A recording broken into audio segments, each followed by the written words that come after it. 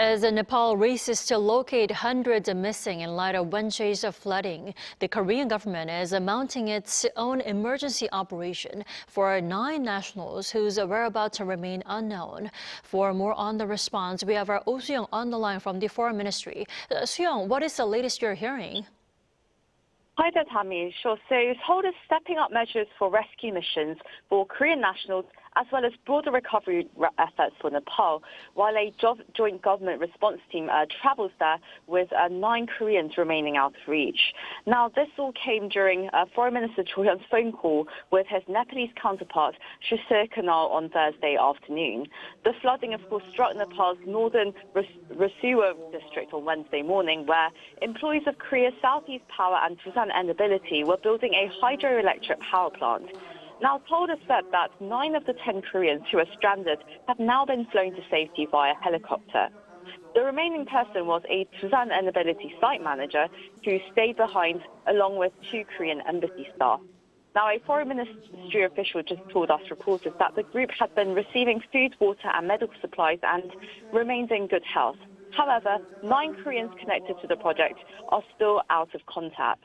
Now, Foreign Minister Cho requested Nepal's active support in locating and rescuing these 9 Koreans and enabling Korea's response team to work closely with local authorities.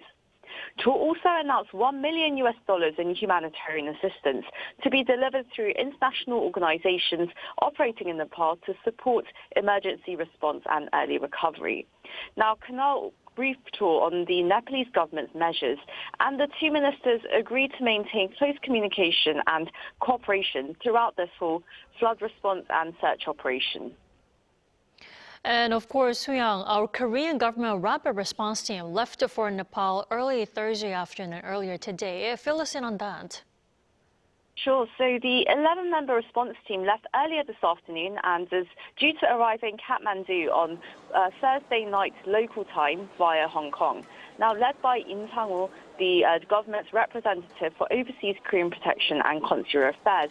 The team comprises officials from the Foreign Ministry, the National Fire Agency and the National Police Agency. We will do everything possible to ensure the swift and safe search and rescue of our nationals in Nepal. Now, response teams from the 2 companies involved, they also left for Nepal the same afternoon. Doosan Enerbility dispatched a team led by its CEO, while Korea Southeast Power sent officials, including the head of its new growth business division. Now, once they arrive, the government and business officials will start coordinating further rescue efforts with the local authorities as well, according to a ministry official. Back to you, Tammy. Alrighty, Sooyoung, thank you for the coverage.